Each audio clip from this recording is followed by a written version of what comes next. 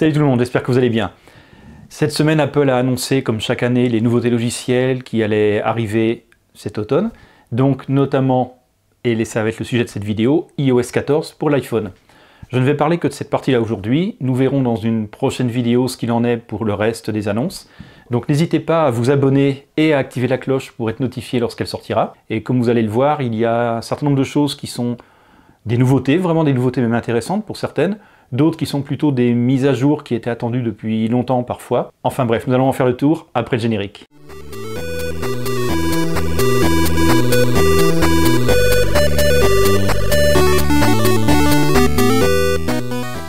Alors parmi les grosses nouveautés, il y a évidemment l'écran d'accueil. L'écran d'accueil, ça n'a pas pu vous échapper, va avoir deux éléments vraiment importants. C'est d'abord App Librairie. Alors l'App Librairie, on le compare, je l'ai lu à plusieurs reprises ou entendu, on le compare un petit peu au tiroir d'applications sous Android. À mon avis, c'est pas vraiment une comparaison forcément adéquate. Ça va tout simplement en fait vous regrouper automatiquement vos applications par catégorie, par fonction. Donc là, c'est vraiment, ça se fait automatiquement. Vous aurez la possibilité d'afficher ou pas, en fait, vous pourrez masquer un certain nombre de choses, ce que vous utilisez peu couramment. Enfin bref, c'est un moyen de libérer vos écrans. Et le deuxième gros point, la deuxième grosse nouveauté, là, qui était vraiment très attendue, ce sont les widgets. Alors les widgets sous Android, on connaît ça depuis très longtemps. Eh bien, ils auront différentes tailles, on pourra les redimensionner un petit peu. Bref, ça va s'adapter, vous n'aurez qu'à le glisser depuis la gauche de l'écran vers l'endroit où vous souhaiterez le disposer. Et il y a notamment quelque chose de très intéressant. Je trouve que justement Apple intègre quelque chose qui existe déjà ailleurs, mais il l'intègre avec sa sauce. Et vous pouvez mettre en haut de l'écran, vous voyez sur les visuels, j'ai envie d'appeler ça une sorte de super widget, c'est pas le bon terme. En fait, c'est un widget sur lequel vous allez pouvoir venir clipser différents widgets qui s'afficheront automatiquement en fonction du moment de la journée. Alors dans la catégorie de ce qui existe également ailleurs depuis déjà pas mal de temps, c'est le PIP, Picture in Picture. C'est tout simplement la possibilité d'afficher une vidéo que vous êtes en train de regarder sous forme de vignette. Vous pouvez la déplacer sur l'écran, vous pouvez la redimensionner, et ça vous permet donc de continuer à regarder cette vidéo tout en consultant par exemple Twitter. Pêle-mêle, parce que je vous donne ça un petit peu au fur et à mesure tel que les choses me viennent à l'esprit. Il y a Siri qui va bénéficier d'une refonte relativement importante, dirons-nous, déjà graphique. C'est vrai que c'était un peu agaçant lorsque vous faisiez appel à Siri, il prenait l'entièreté de l'écran avec un écran noir. Là, ça va être juste le logo, un effet visuel qui sera en bas de l'écran. Ça va être beaucoup moins intrusif. Mais bon, Siri, au-delà de cette seule innovation, on va dire visuelle, normalement va être enrichi, va être encore plus rapide. Bon, ça, il faudra voir dans les faits. Et vous pourrez utiliser Siri, par exemple, pour dicter des réponses, des messages vocaux. Et vous pourrez aussi utiliser Translate, vous allez pouvoir utiliser la traduction via Siri. Alors si je vous parle de la traduction, c'est parce qu'il s'agit d'une des choses qu'Apple a annoncé. C'est une application Translate qui va débarquer. What are your store hours? ¿Cuáles son las horas de su tienda?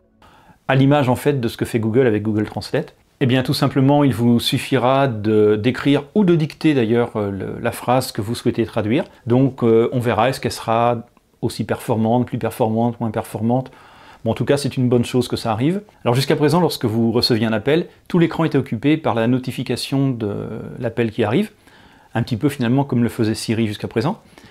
Eh bien, à présent, lorsque vous êtes sur le téléphone, par exemple, ça va afficher une notification en haut qui va vous permettre de raccrocher ou de prendre l'appel. Donc ça m'a fait sourire parce que c'est un ajout, alors c'est pas une innovation, c'est quelque chose qui existe déjà ailleurs depuis un certain temps, mais c'est vrai que c'est quand même un vrai plus. Alors je mentionnais Maps tout à l'heure éventuellement dans ce fameux widget qui va interagir au fur et à mesure de la journée.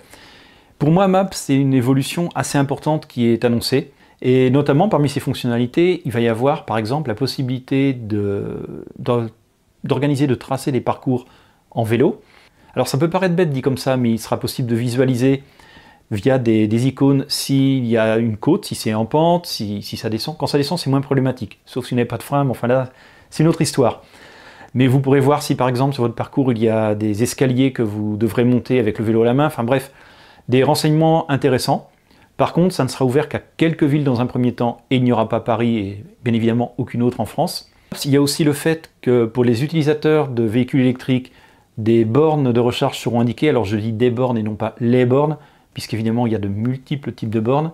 Par exemple, les bornes Tesla ne seront pas dessus, ou du moins pas dans un premier temps. Pour moi, ces nouveautés qui concernent Maps sont d'autant plus importantes que l'interaction de Maps avec l'Apple Watch fait que je trouve justement que l'Apple Watch a de gros avantages sur les montres dites Android d'une façon générale.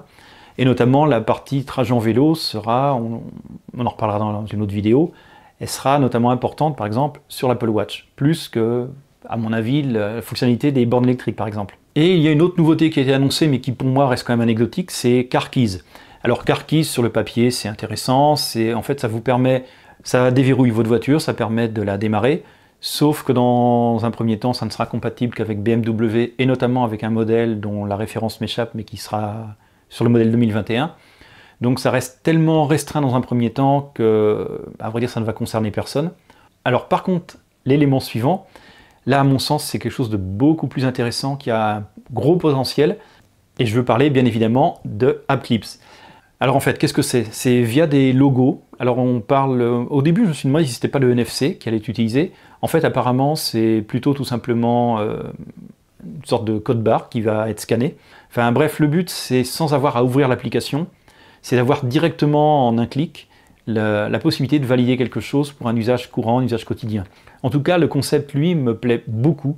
Je me dis qu'il y a vraiment il y a un gros potentiel et je suis très curieux de voir si ça va être adopté et comment ça va être utilisé. Donc comme je vous le disais, Apple a fait pas mal quand même d'appui un peu fort sur le fait qu'ils étaient très protecteurs des données personnelles, que c'était quelque chose d'important pour eux.